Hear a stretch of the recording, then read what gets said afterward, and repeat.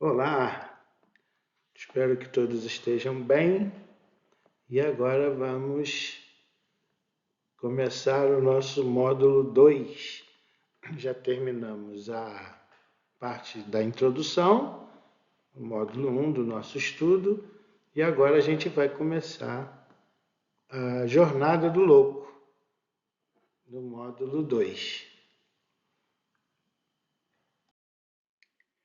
E nessa jornada, assim como o louco vai conhecer cada carta, nós também vamos fazer isso, porque é primordial que o tarólogo ele conheça cada carta, cada arcano, cada arquétipo na questão da simbologia, né? Quais são as mensagens que essas cartas trazem em forma de símbolos, as expressões. Né? Então a gente, além de dominar o jogo em si, a técnica do jogo, saber o que cada posição no jogo determina, a gente também precisa dominar a simbologia dessas cartas. Então, só para lembrar, o nosso louco, o nosso herói aqui da jornada, né? Ele vai conhecendo cada carta, né, até chegar na última, que é o 21, que é o mundo. Então ele vai começar com o mago, né? Então ele vai vivenciar algumas experiências, e aí a opção vai ser dele, na sombra ou na luz, que é o livre-arbítrio, né? Também lembrando lá do módulo 1, o livre-arbítrio é a escolha de como que a gente vai vivenciar essas energias psíquicas, ou na luz ou na sombra. Então o louco aqui ele vai nos representar. Então ele começa com o mago, depois vai com a papisa ou sacerdotisa, com a imperatriz, imperador, o papa, o namorado ou os namorados, o tarô mitológico, o carro, a justiça, o eremita, aqui a roda da fortuna, a força, o enforcado ou pendurado, a morte, a temperança, o diabo, a torre, a estrela, a lua, o sol, o julgamento e o mundo.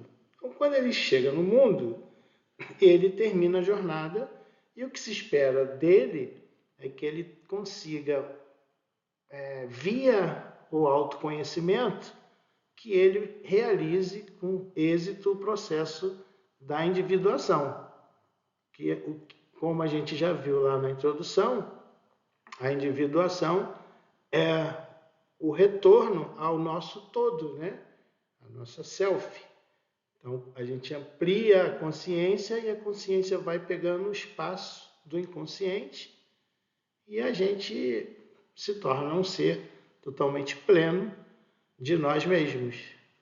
Então, essa é a finalidade do louco, né? É realizar o processo da individuação via autoconhecimento.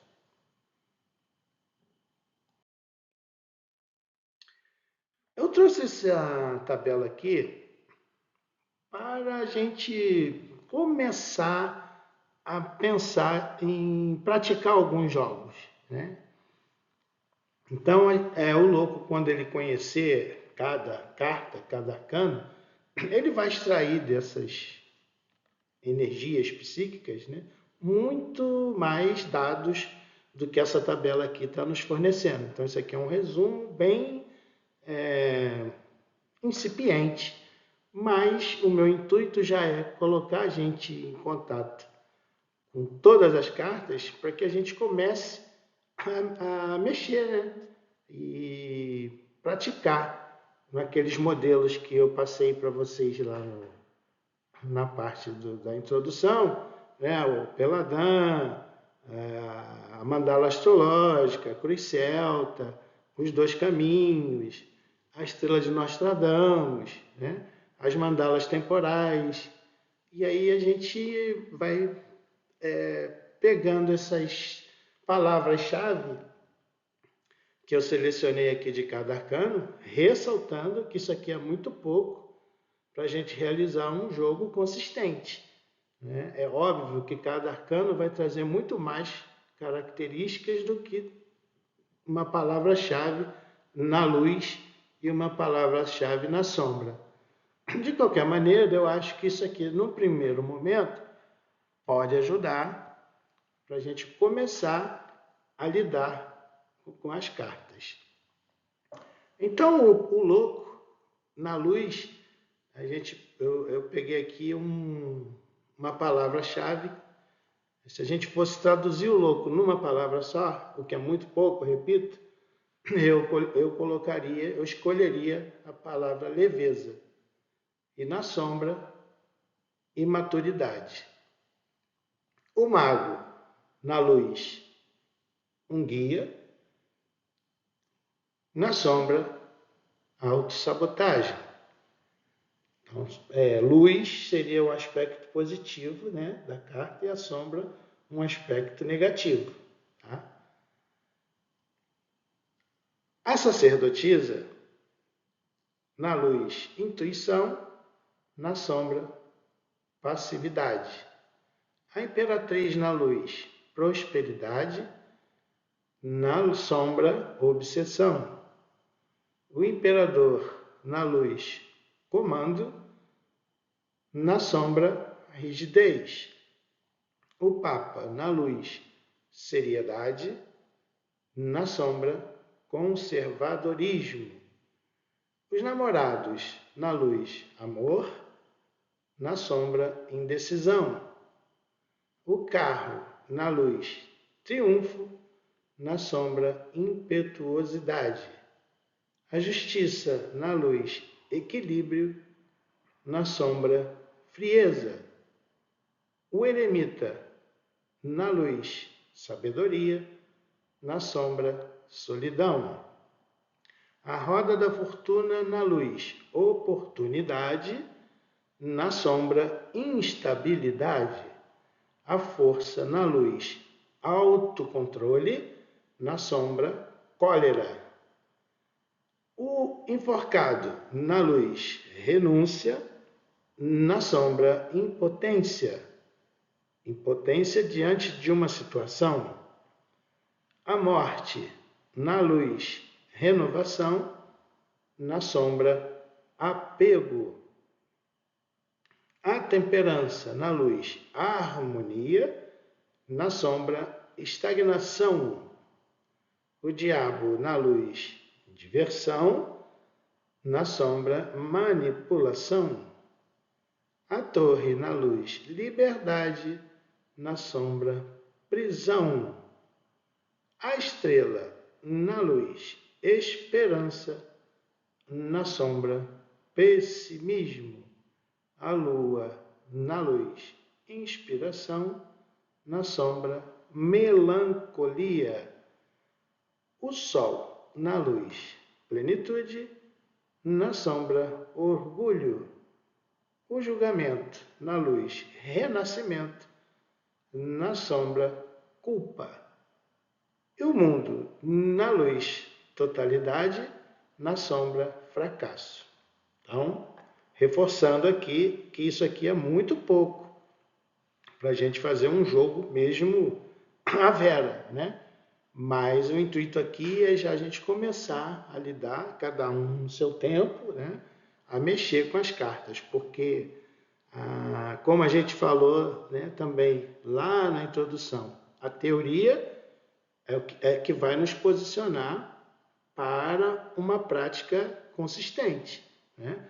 Então, a gente já na introdução, a gente trouxe os elementos, né, a base teórica que respalda o tarô, e agora a gente já tem condição de seguir para a prática, tá bom?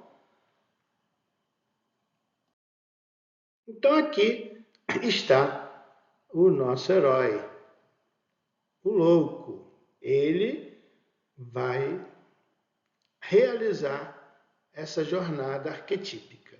A gente tem aqui no tarô de Marsella e aqui no tarô mitológico.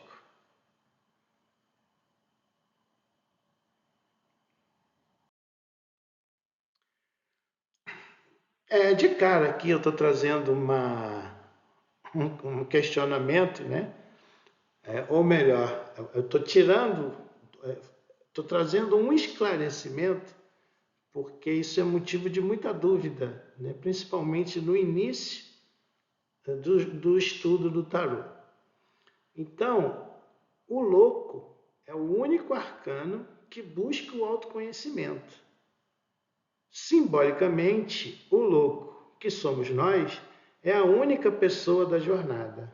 E cada arcano, à sua maneira, o ensina como fazer isso. Lembra que eu falei que tudo no tarô é simbólico? Inclusive o louco. Né? Então, dentro desse simbolismo, o louco seria cada um de nós e ele encontraria essas energias psíquicas, né, na forma de símbolos para aprender alguma coisa e proceder o autoconhecimento. Né? Porque é muito comum que as pessoas atribuam as cartas como se fossem pessoas, né?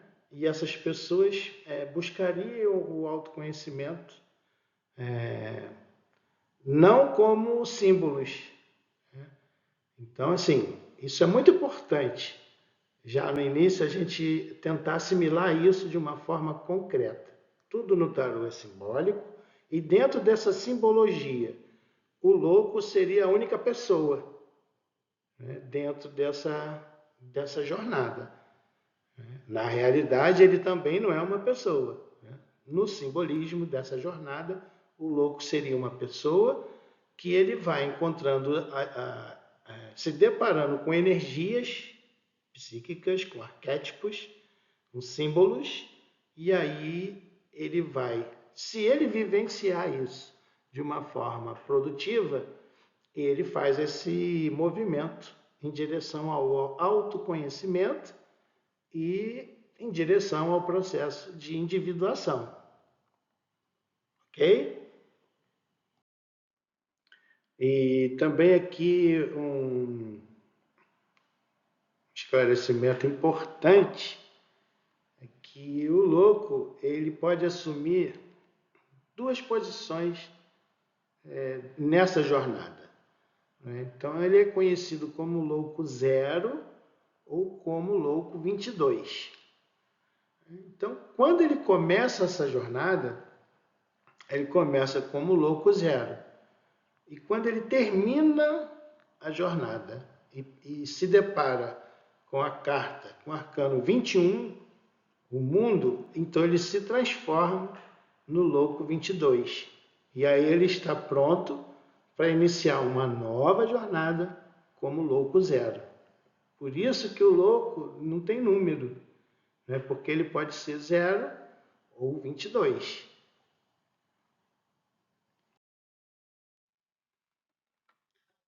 A jornada do louco, portanto, né, é uma viagem ao nosso mais profundo eu. Então, a gente, lembrando também lá na introdução, que todo movimento é justamente em direção ao nosso inconsciente, né? Numa questão de ampliação do consciente.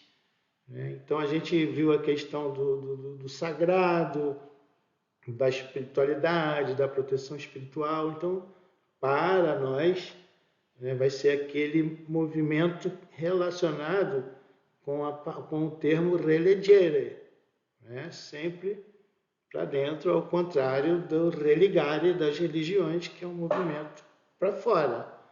Né? Então,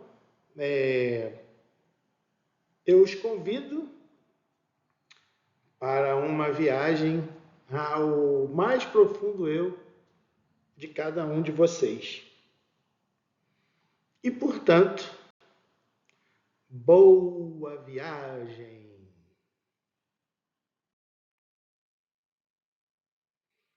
Quem o louco representa na jornada? Todo mundo já sabe, né? O louco, ele vai representar cada um de nós. De vez em quando é importante a gente ficar repetindo, né, coisas que é justamente em função da repetição é que o aprendizado ele fica mais consistente. Né? Então, me perdoem aí se às vezes eu me pareço repetitivo, né? Mas a minha intenção é exatamente essa. É forçar pela repetição a assimilação desses conceitos importantes para o entendimento do tarô, né, de uma forma geral.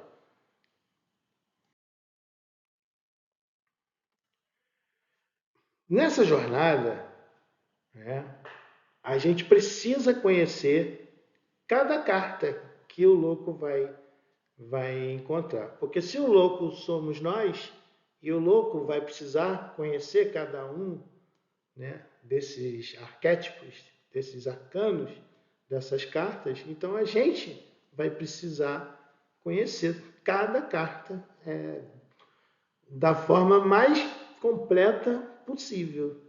Porque numa leitura de jogo, conforme eu também já disse, é importante a gente saber e respeitar a posição de cada carta naquele jogo e também conhecer o mais profundamente possível a simbologia dessas cartas.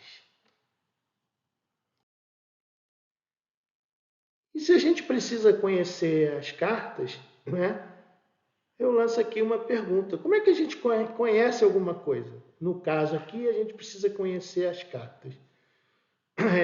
Será que a gente, olhando para qualquer coisa, como se fosse um retrato, a gente pode dizer que conhece essa coisa, esse objeto de estudo? Será? O que é e como conhecer algo?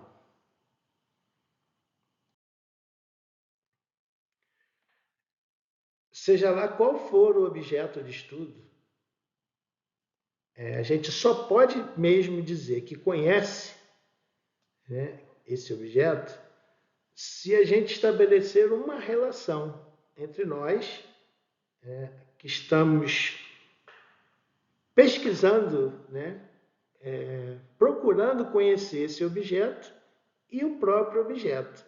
Então é preciso estabelecer essa relação entre sujeito e objeto. No caso aqui do tarô, o sujeito somos nós e o objeto de estudo são as cartas, certo? Por analogia, olhando para essa garrafa de água mineral, eu posso dizer que conheço essa garrafa de água mineral? Né? Posso ou não posso?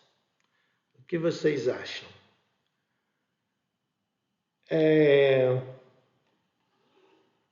Para que essa garrafa foi feita?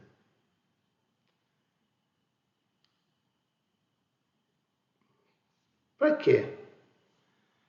Para colocar água dentro, para as pessoas utilizarem essa água, matando a sua sede, né? Ok. Do que essa garrafa é feita?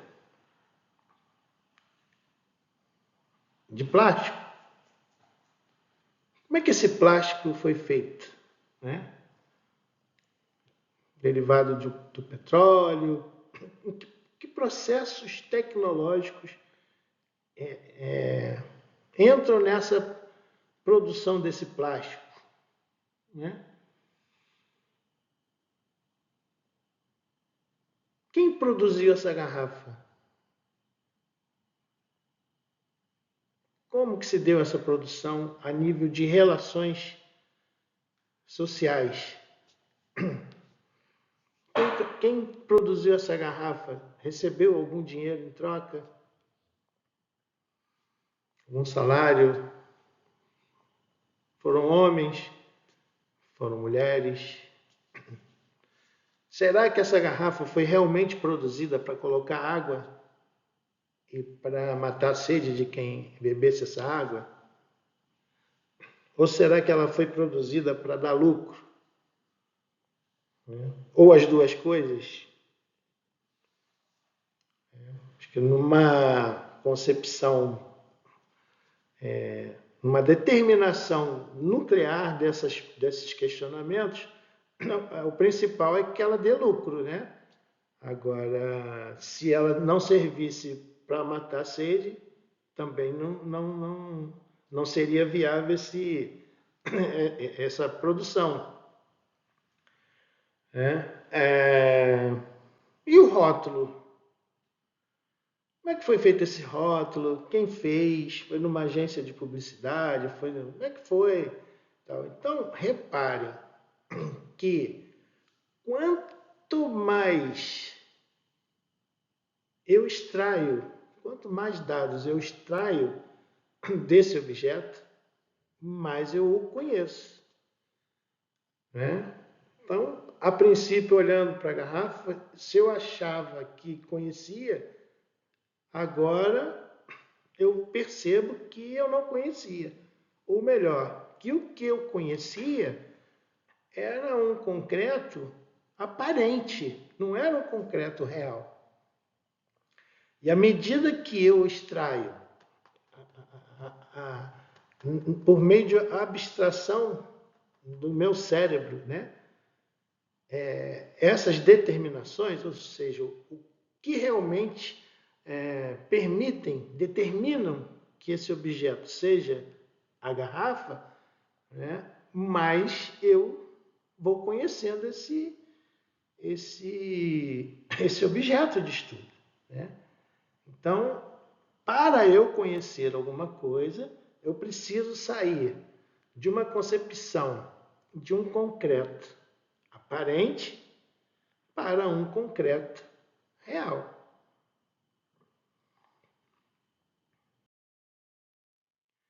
E o que a gente fez aqui com essa garrafa se equivale como se a gente pegasse uma cebola e fosse tirando camadas dela, né? Até chegar lá no miolinho, né? E depois montasse de novo a cebola e aí a gente realmente conhece esse objeto, né? Então existe aí uma noção também de totalidade, né? Então, para que a gente perceba esse objeto de estudo na sua totalidade, eu tenho que extrair essas determinações, né? E depois tudo, né, mentalmente, e depois montar isso e voltar a ter a totalidade desse objeto. E foi isso que a gente fez com a garrafa, né? Obviamente, a gente poderia extrair muito mais dados, né, muito mais categorias, né? Mas o intuito aqui é só refletir sobre esse mecanismo do que seja realmente conhecer alguma coisa.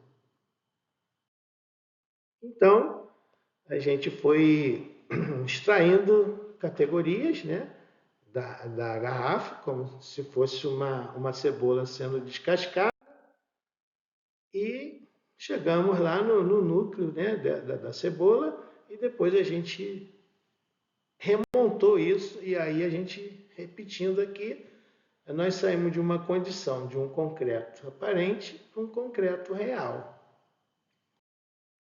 E aí a gente pode dizer que agora a gente conhece essa garrafa.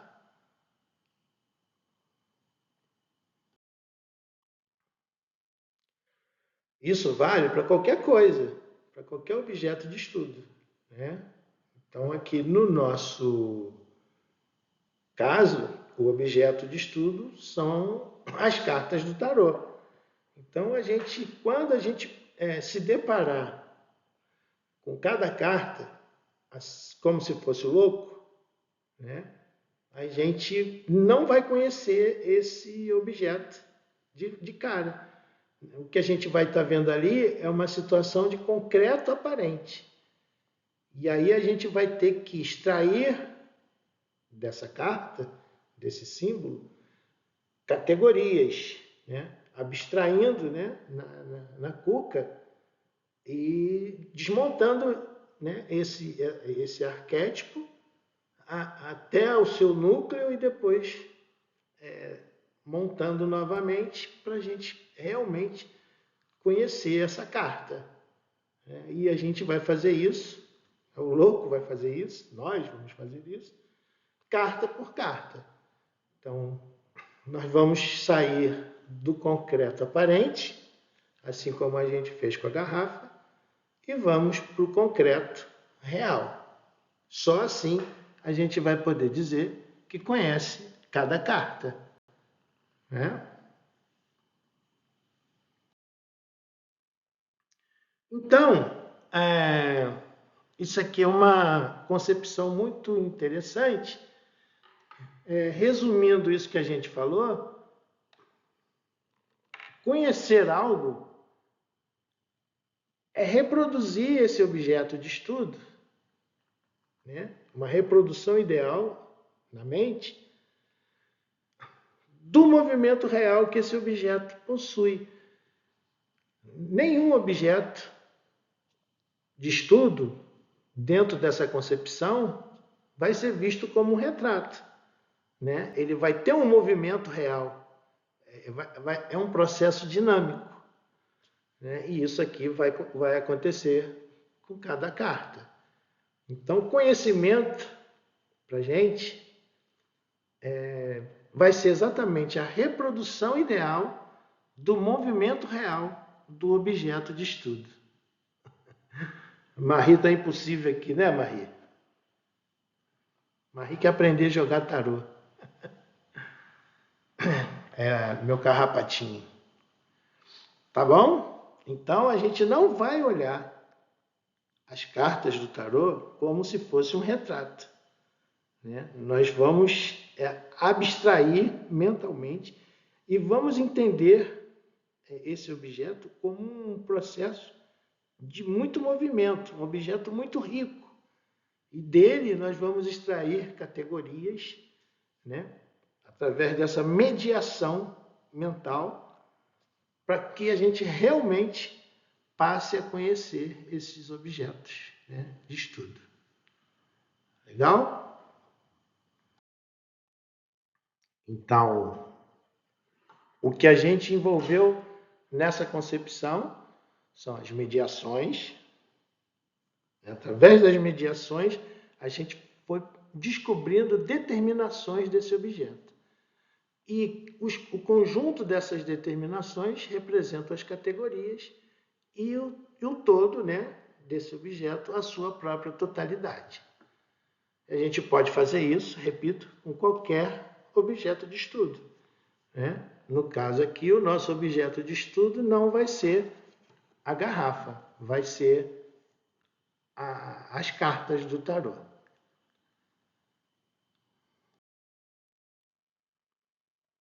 Então, agora que a gente já sabe o que é realmente conhecer alguma coisa, né? Bora conhecer o louco? O arcano 0 ou o arcano 22? Bora?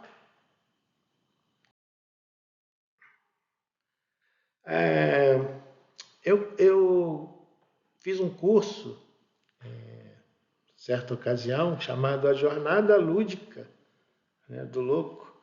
E cada aula desse curso, o professor ele começava com uma poesia para aquele arcano. Eu achei isso uma ideia muito legal e eu vim aqui repetindo, né, o que ele fez nesse curso. O professor Marcos Paulo de Carvalho, um grande tarólogo. Então eu peço licença ao professor Marcos Paulo para repetir essa metodologia que ele trouxe lá nesse curso que eu fiz. Né? Isso é bom para que a gente fique ambientado, né, com o que a gente vai poder extrair, né, as categorias, né, as determinações de cada objeto de estudo. E acho que a gente entra numa atmosfera para tentar transformar a carta do louco de um concreto aparente para um concreto real. Então, essa poesia, ela chama-se Cântico Negro, e o autor José Régio. Vem por aqui, dizem-me alguns, com os olhos doces, estendendo-me os braços e seguros de que seria bom que eu os ouvisse quando me disse: vem por aqui. Eu olho-os com olhos laços. Há nos olhos meus ironias e cansaços. E cruzo os braços e nunca vou por ali. A minha glória é esta: criar desumanidades, não acompanhar ninguém, que eu vivo com o mesmo sem vontade com que rasguei o ventre a minha mãe. Não, não vou por aí. Só vou por onde me levam meus próprios passos. Se é o que busco saber, nenhum de vós responde, por que me repetis? Vem por aqui. Prefiro escorregar nos becos lamacentos, redemoinhar aos ventos, como farrapos, arrastar os pés sangrentos, a ir por aí. Se vim ao mundo, foi só para desplorar florestas virgens e desenhar meus próprios pés na areia inexplorada. O mais que faço não vale nada. Como, pois, serei vós que me dareis impulsos, ferramentas e coragem para eu derrubar os meus obstáculos? Corre nas nossas veias sangue velho dos avós, e vós amais o que é fácil. Eu amo longe e a miragem, amo os abismos, as torrentes, os desertos. Ide, tendes estrada, tendes jardins, tendes canteiros, tendes pátria, tendes tetos, e tendes regras, e tratados, e filósofos, e sábios. Eu tenho a minha loucura, levanto-a como um facho a arder na noite escura, e sinto espuma e sangue e cânticos nos lábios. Deus e o diabo é quem guiam, mais ninguém. Todos tiveram pai, todos tiveram mãe, mas eu, que nunca principio nem acabo, nasci do amor que há entre Deus e o diabo. Ah, que ninguém me dê piedosas intenções, ninguém me peça definições, ninguém me diga, vem por aqui. A minha vida é um vendaval que se soltou, é uma onda que se alevantou, é um átomo a mais que se animou. Não sei por onde vou, não sei para onde vou, sei que não vou por aí.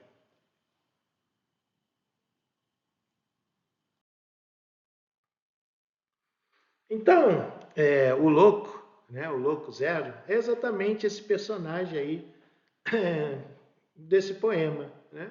Não adianta a gente falar para ele, vem por aqui, vai para lá, faz assim, faz assado, né? Que ele só faz o que ele quer, como ele quer e quando ele quer.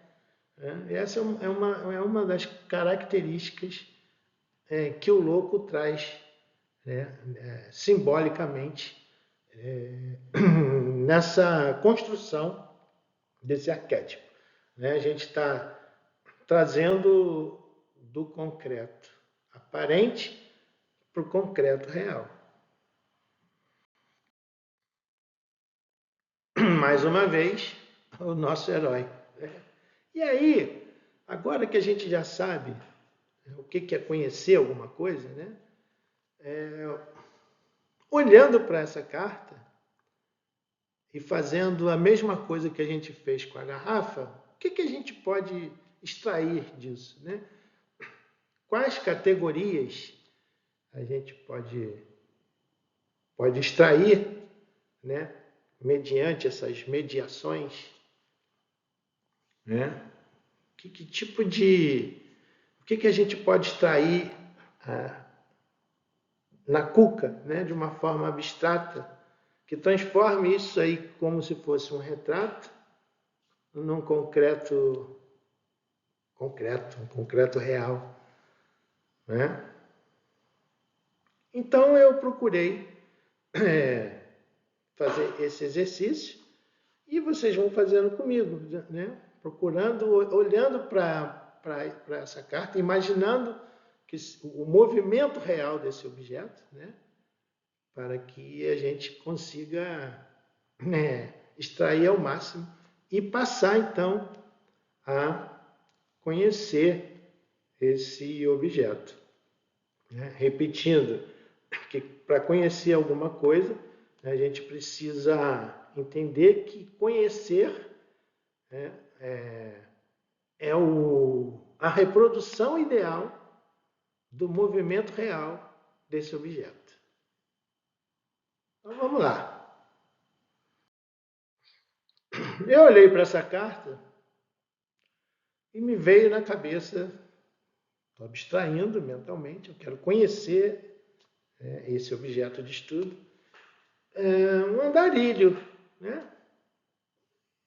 Pelo que a imagem mostra aqui, um andarilho. E assim eu fui extraindo mais categorias. E me passou a ter um ar de despreocupação.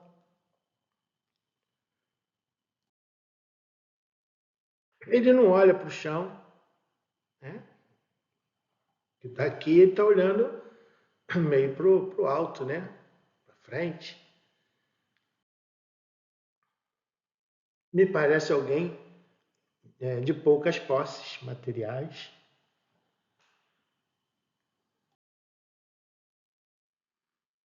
Também não acho que ele tenha planejado essa caminhada que ele está iniciando aí. Né? Então, faltou-lhe um planejamento. Algo me diz que ele tem um impulso incontrolável de ir ao encontro do desconhecido. Tipo assim, uma necessidade em assumir algum risco. Parece isso? O impulso incontrolável de sair sem saber para onde, sem planejar nada, É, é assumir um risco, mas às vezes é necessário assumir um risco. E me parece que é isso que ele está fazendo.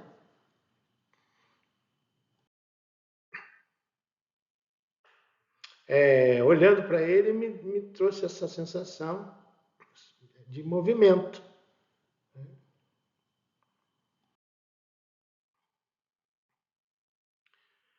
E aí eu olhei para ele e fiquei pensando: será que ele pode ser o louco o tempo todo? Ou nunca ser o louco?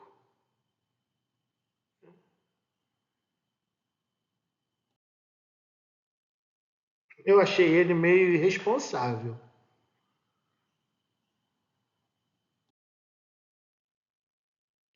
Também como se ele quisesse é, começar um novo capítulo na vida.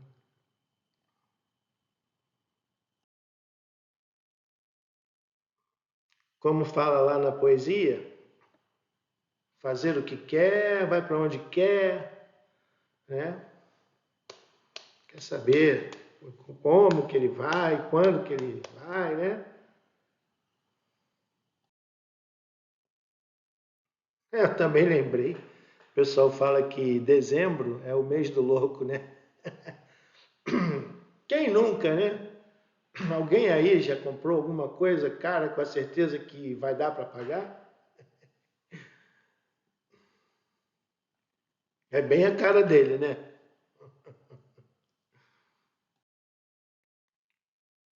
Será que vocês, que nós, louco, somos nós? Será que a gente não é assim também? Não só em relação à questão de comprar as coisas sem medir, se vai pagar ou não, mas em relação a tudo que a gente já extraiu como categoria desse objeto de estudo. Outra coisa também que o louco me passa é uma ideia de caos. Né? Caos no sentido de que no início, antes do início, não existe nada, ou o que existe está tudo desorganizado. Né? Então, ele me passa a impressão de que ele está inserido dentro desse contexto, de uma desordem inicial. Né? E é justamente ele não sabe para onde vai, né? E quando a gente está nessa situação, nada está agregado, né? Tá totalmente bagunçado. Mas, às vezes, é necessário, né, iniciar um movimento de qualquer maneira, que é o que ele está fazendo. Né? Não está medindo nada, ele tem que sair desse caos, dessa desordem inicial. E aí eu olhei para ele e falei assim: o que, que o louco tem realmente? O que, que ele tem? Né? Ele tem a sacola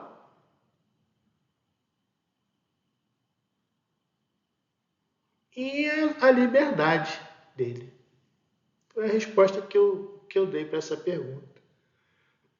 Agora, é importante salientar que tudo no tarô é simbólico. E essa liberdade do louco também é simbólica. Porque na vida real, quem é livre? Quem de nós é livre? Né? No modo como a nossa sociedade se fundamenta, né? Quem é livre? Porque ser livre, numa percepção da vida real, é poder escolher entre duas opções possíveis. Né? Eu sou livre para sair daqui para a Alemanha, passar o fim de semana lá, tomar um chopinho lá alemão. Mas eu não posso fazer isso porque eu não tenho dinheiro para fazer isso. Né? Então, a nossa liberdade real, ela é limitada, né? Em função do modo como a nossa sociedade está estruturada. Mas no caso do louco, né, que é uma questão arquetípica, e os arquétipos, como a gente já viu, é uma categoria da imaginação, então essa liberdade seria plena. O louco tem essa liberdade plena.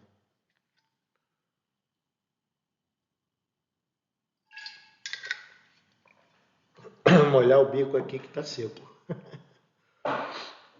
Então eu entendo que o que ele tem simbolicamente é a liberdade e a sacola.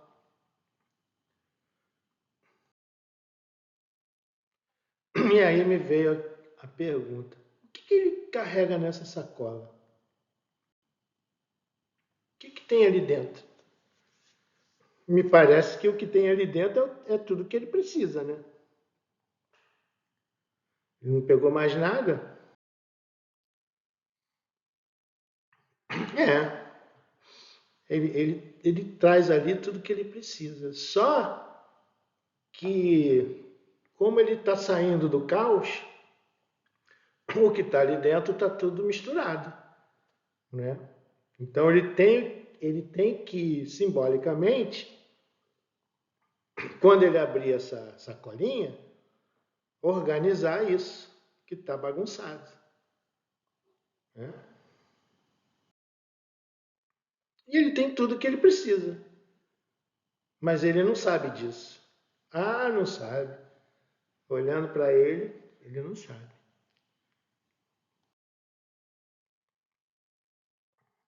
O louco também está presente na insatisfação de um trabalho ou de um relacionamento. E ele pode muito bem chutar o pau da barraca, né? De acordo com aquele poema inicial, ele faz o que ele quer, sem medir nada. Encher o saco, ele sai fora. Ele não passa essa ideia para vocês também?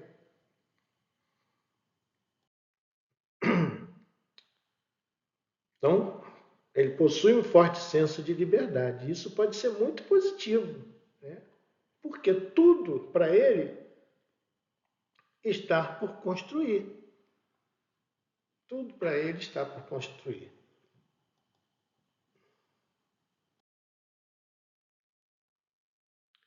E aí a gente começa a associar o que é realmente vivenciar o arquétipo.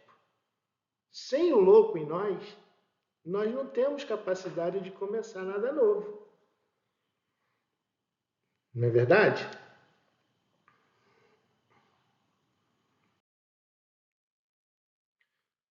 Outra coisa também, olhando para ele, é que ele fala para a gente assim, que ele é a criança que habita em nós. Só que se for uma criança ferida, não amadurece, né? Então, assim, como vivenciar essa criança que habita em nós, né?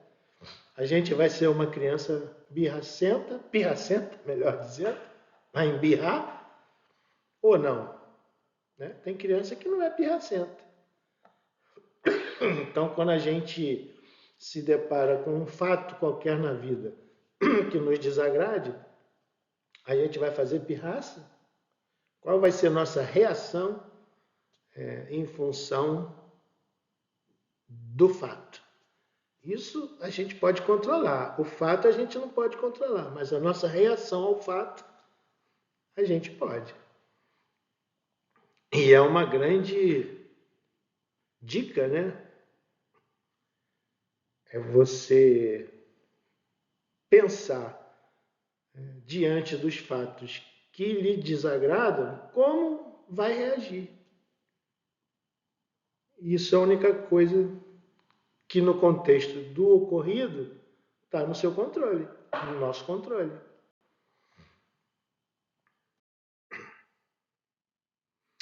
Outra coisa, olhando para o louco, ele faz com que a gente se apaixone perdidamente por ele, porque ele passa um ar de pureza, de essa criança, e assim, ele é apaixonante, o louco, né?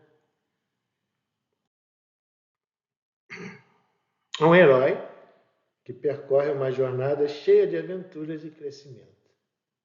O louco é muito legal. E aí, ele poderá chegar ao autoconhecimento. Poderá. Para isso, ele tem que vivenciar tudo que ele encontrar de uma forma produtiva, não como uma criança pirracenta. Né?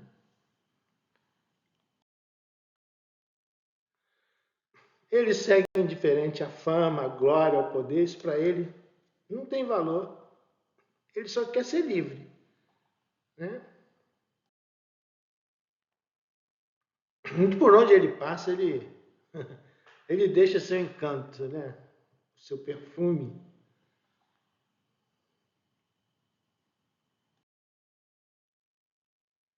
O louco é daqueles que vive um amor intensamente, não é? Mas que seja eterno enquanto dure, como dizia Vinícius de Moraes. Né? Quem conhece o seu amor nunca esquece. Mas ele, enquanto ele tiver naquela situação, ele vai estar por inteiro. Mas ele não tem muita preocupação em fixar um paradeiro, né? Então, enquanto ele estiver ali, ele vai estar intensamente. Vai amar intensamente. Mas, quando ele quiser ir embora, ele vai embora. E aí, dele só vai ficar o quê? O perfume, né? Ele não tem medo de perder, não tem medo de morrer. Isso é que dá a condição dele viver tão intensamente. O medo, de forma alguma, domina a sua mente. O louco não julga. Não julga. Olha para o louco. O louco julga alguém?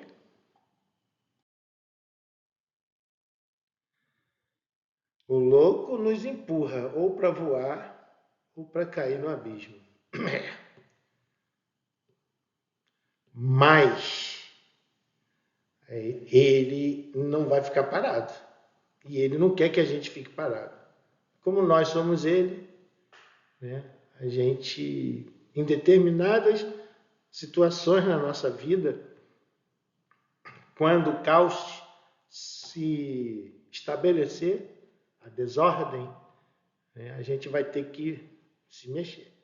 Vai ter que sair daquela zona de instabilidade. E aí, ou voa ou cai no abismo. E às vezes a gente voa e cai no abismo. As duas coisas. Esse louco é fantástico. Por quê? Voar e cair no abismo me trouxe aqui uma associação com o eletrocardiograma, né? Vai para cima, vai para baixo, vai para cima, vai para baixo. Isso é o quê? Isso é vida. É vida. Porque se ficar numa linha reta, morreu. Não tem mais vida. Né? Percebam como é trabalhar com a simbologia da carta. Como isso nos proporciona a possibilidade de um mergulho no nosso interior e nos conhecer, ampliar a nossa consciência, processar a individuação, não pode ficar parado. Linha reta é morte.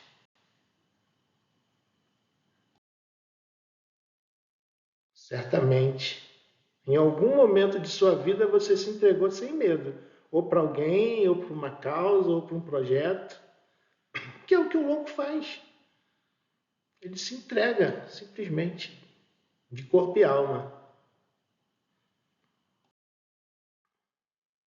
Ele não carrega dentro de si os fantasmas, né, os famosos fantasmas controladores do passado. Não tem mágoa no coração, não tem ressentimento, não tem culpa. Tudo que paralisa, ele não para, ele é movimento. Quantos fantasmas controladores do passado a gente carrega, né? Como se fossem bolas de ferro amarradas aos nossos pés. Quantas? Quantos fantasmas? Quantas bolas de ferro?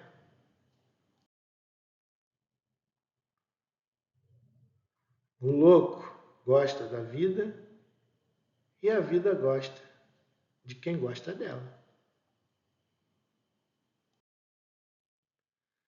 O louco bebe e dança com qualquer pessoa, sem preconceitos. O louco é daqueles que, se tiver uma pessoa alcoolizada na rua, ele vai parar e vai conversar, vai abraçar. Um morador de rua, ele sem preconceito. Ele vai sentar e vai beber, e vai dançar com qualquer pessoa.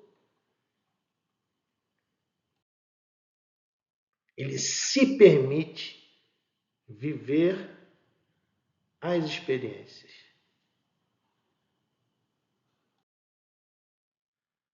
O louco é ingênuo, mas assim, parece que alguém protege ele, como se fosse um anjo da guarda, né? Quem seria esse protetor do louco? Simbolicamente, olhando para essa carta, o que vocês acham? Quem seria? É um cachorrinho.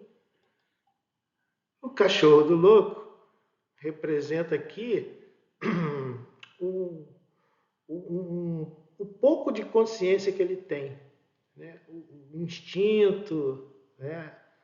Que o protege de certa forma. Então, o cachorro aqui, ele tem essa conotação dentro dessa simbologia.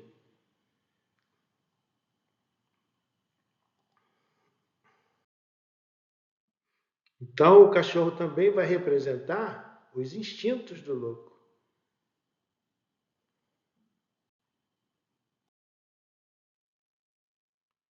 O louco se olha no espelho sem se envergonhar de seus limites. Quantas vezes a gente já se olhou no espelho e sentiu vergonha das nossas limitações? Nos sentimos diminuídos diante de nossas limitações. Isso para ele não acontece de forma nenhuma.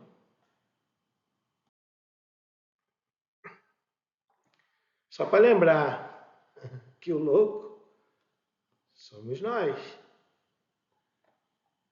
Cada um de nós nessa jornada. Agora, conforme eu já falei, nenhuma carta é boa ou ruim. Todas as cartas trazem consigo os seus aspectos de luz e de sombra, né? Então, como seria o louco na sombra? É complicado, né? O louco, ele pode, na sombra, fazer um quadro de loucura, por exemplo. Né? Ansiedade. Né? Quantas pessoas atualmente estão sendo acometidas severamente por essa famosa ansiedade? Crianças, jovens, adultos. Né? E o louco na sombra é bastante complicado. E nós escolhemos como nós vamos vivenciar o louco. Nós vamos vivenciar na luz ou na sombra. Né? Como vocês vivenciariam o louco? Na luz ou na sombra? Então, olha só, algumas categorias extraídas do louco na sombra: exagero, preguiça, solidão, excesso de planos delirantes, extravagância, impetuosidade, imprudência, indecisão, ingenuidade, imaturidade, inconsequência, indisciplina, irresponsabilidade, vícios, alienação da realidade social. Então, assim, o louco na sombra é o oposto de toda aquela beleza, aquela coisa sensacional, belíssima, que a gente viu na luz. O louco na sombra é complicado.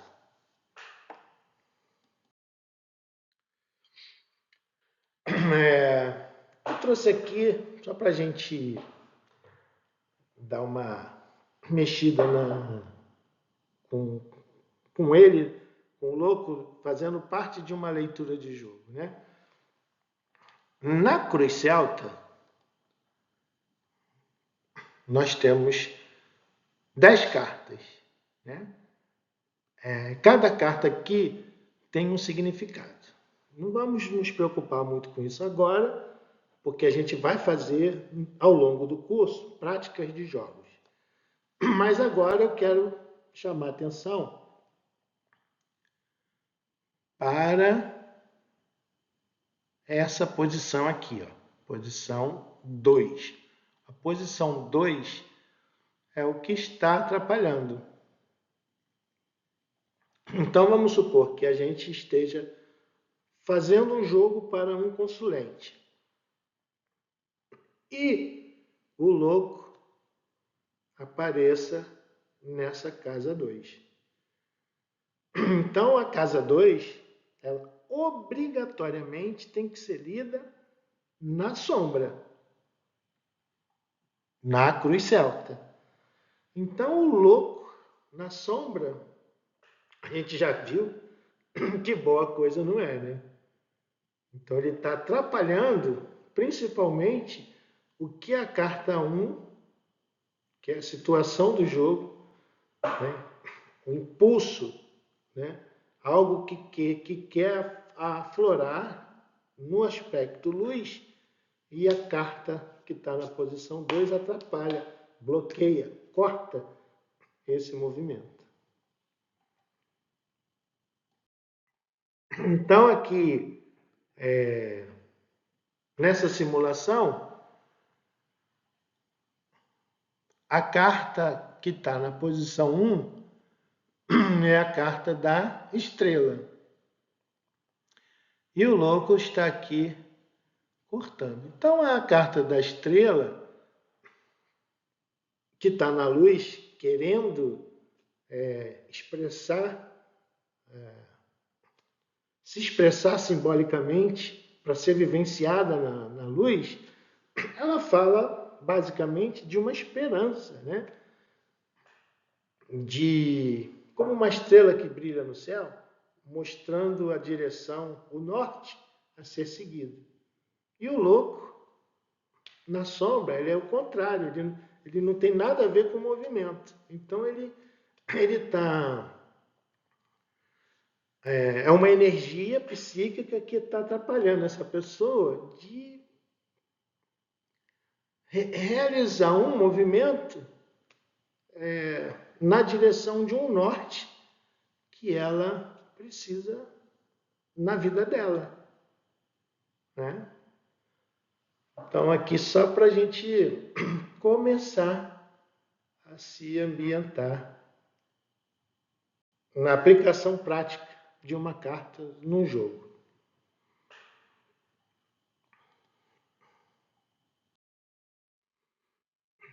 Uma outra coisa que chama atenção no louco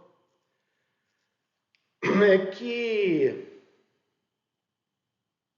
o louco, quando quer ser louco, ele está feliz.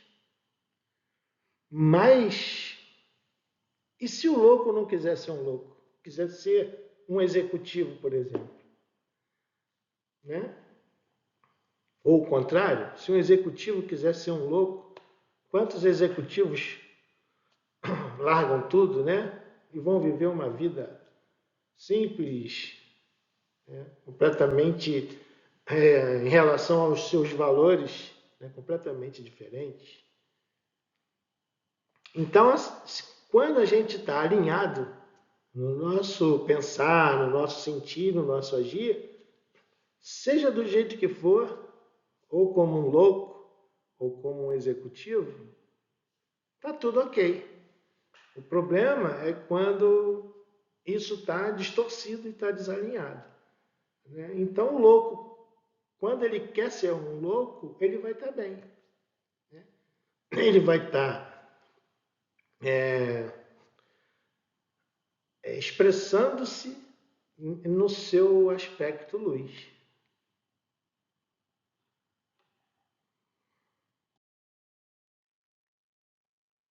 Então, assim, o louco traz um ensinamento. Seja livre e assuma as consequências, né? Porque essa liberdade, ela pode estar num contexto de sombra, né? Então, é preciso alçar voos, é preciso se movimentar, sair da zona de conforto, mas sabendo que toda, toda ação, né, vai trazer uma consequência, uma responsabilidade.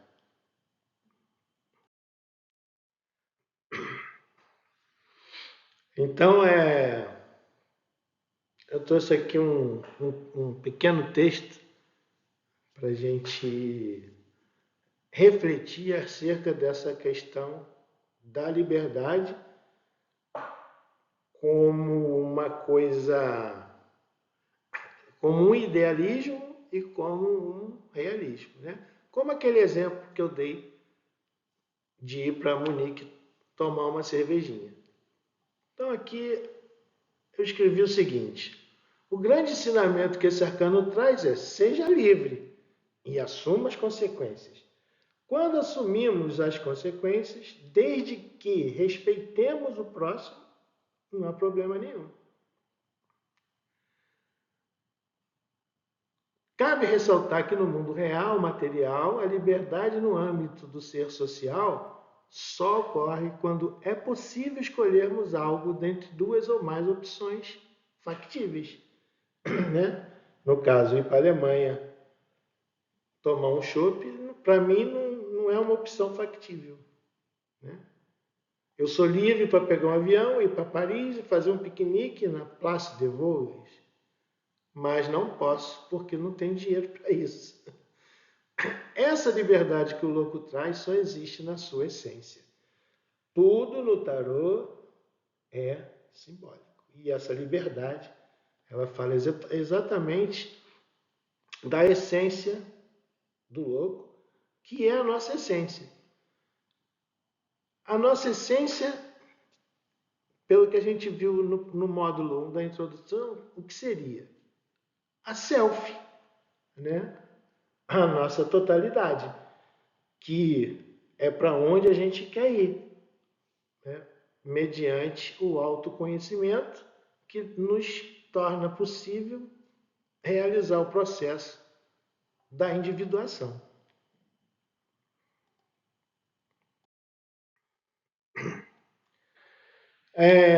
tanto o tarô de Marselha quanto o tarô mitológico são referências nossas aqui no nosso estudo, não é isso? Então, eu estou trazendo aqui alguma coisa do tarô mitológico para quem se sentir mais à vontade de trabalhar com esse tarô.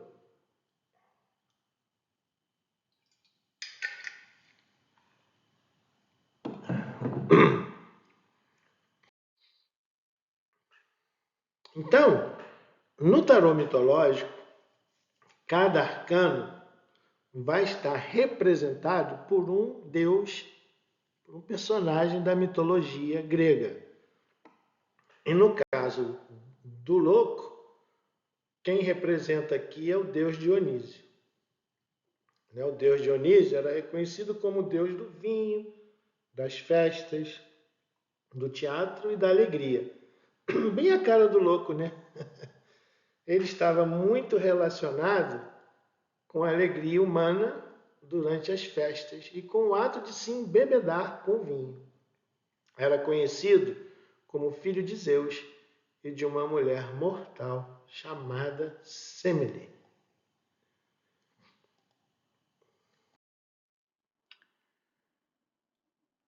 Então, aqui na carta, né? Também tirei do livro, do tarô mitológico, diz o seguinte, que a águia é o pássaro de Zeus, o rei dos deuses, que protege o louco. Então, ao invés do cachorro, aqui tem a águia. Cachorro lá no tarô de Marselha, né? Que protege o louco no momento em que se prepara para mergulhar no desconhecido. A caverna da qual o louco surgiu é o passado, a massa obscura e indiferenciada da qual o início de um verdadeiro sentido de individualidade está para tomar forma. Então, a caverna vai representar o quê? Aquele caos, aquela desordem inicial. E essa individualidade, o processo de individuação, que vem pelo autoconhecimento. Né? Os chifres que ele tem aqui, ó, os chifres de bode na fronte do louco sugerem, tal como as peles de animais, que veste que ele seja como um jovem animal, conduzido à vida por instinto, ainda inconsciente e sem compreender.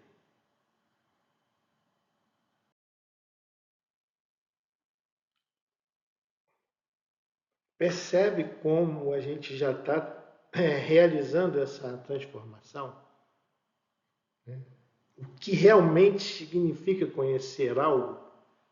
O que antes era um puro retrato, né, da carta do louco, que equivalia a um concreto aparente, após a gente extrair as categorias a partir de mediações, ele sai da condição de um concreto aparente para um concreto real. Né? Te descascou a cebola e agora a gente chegou lá e compreende o que realmente forma, determina o que seja esse objeto de estudo.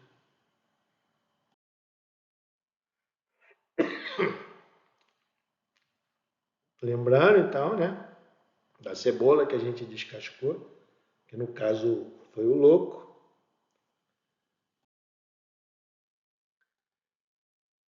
e que conhecer algo, né, se traduz pela reprodução ideal do movimento real do objeto. E isso vale para qualquer coisa que a gente queira conhecer de fato.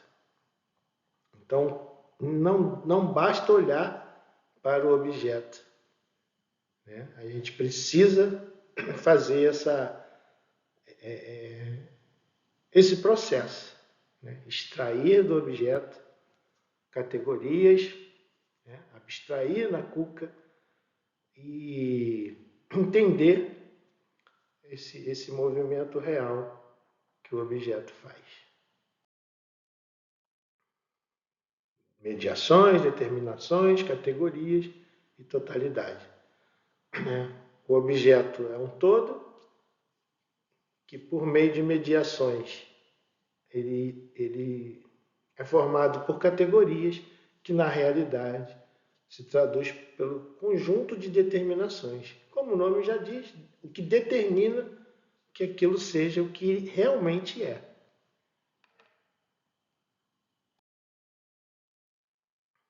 Então, agora, acho que a gente já pode dizer que conhece o louco, né?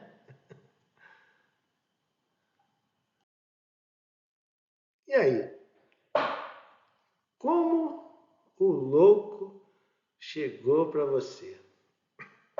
Acho que cabe até dar uma pausa no vídeo e refletir sobre isso. Como que o louco chegou para você? Depois que a gente saiu da condição de um concreto aparente para um concreto real. Como? Então agora a gente sabe por que é importante a gente vivenciar cada um desses arquétipos para poder realmente entender do que se trata. Né? Sem vivenciar, como é que a gente vai extrair essas categorias? Né? Não tem como. A questão é como que a gente vai vivenciar? Na luz ou na sombra? E aí a gente está falando de livre-arbítrio.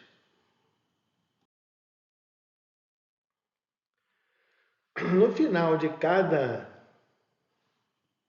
arcano, né, depois que a gente fizer esse movimento, né, a reprodução ideal do movimento real do objeto, extraindo categorias, conhecendo realmente essa carta, saindo do concreto aparente para o concreto real, eu proponho que vocês, eu também, né, vivenciem o louco.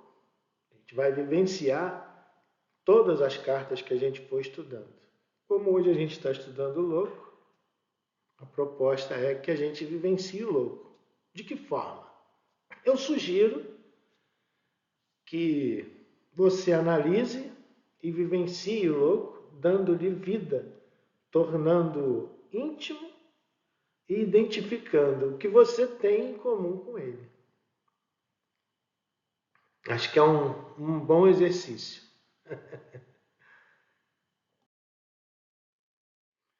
Nesse curso que eu falei lá no início, do professor Paulo Marcos Carvalho, a gente criou o próprio tarô. E também foi uma experiência muito incrível, porque a gente vivenciava profundamente cada arquétipo, e aí utilizando-se das funções psicológicas, né? Do pensamento, do sentimento, da intuição e da sensação, a gente criava a própria carta. É um ótimo exercício dentro dessa perspectiva de autoconhecimento para chegar na individuação. Eu acho que você pode tentar fazer isso, né? E aí, vai encarar? Aqui a carta que eu fiz do louco. Eu criei um tema para todas as cartas, pessoas, né? Reais ou fictícias, personalidades muito conhecidas que tivesse a ver com o arquétipo. Eu escolhi aqui o Charlie Chaplin, né?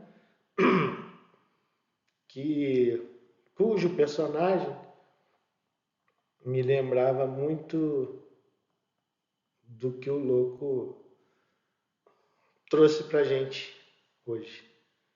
Então, você podia abraçar essa ideia e fazer o seu próprio tarô também. Tá bom? Então, a gente vai ficando por aqui e na certeza que agora a gente conhece a simbologia desse arcano, dessa carta e desse arquétipo. Então, até o nosso próximo encontro, onde a gente vai tirar a sacerdotisa, né? Ou melhor, a gente vai tirar o mago. A sacerdotisa é o 2. A gente vai tirar o mago. No próximo encontro, a gente vai tirar o mago do concreto aparente e vai levá-lo até o concreto real. Ok? Então, até a próxima e que venha o mago.